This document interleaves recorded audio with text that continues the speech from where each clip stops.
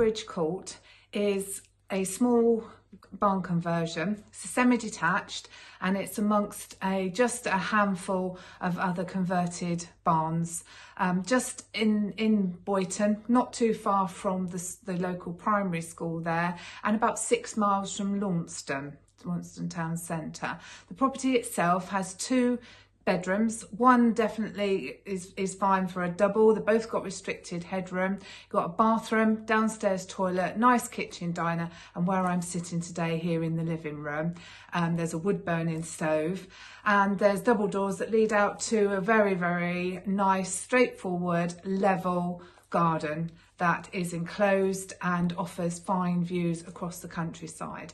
There's 2 parking spaces for this property, plus visitor spaces as well. So quite comprehensive little property. Would be nice for holiday let or to live in on a full-time basis for a small family or a couple. Have a look at the video and see what you think.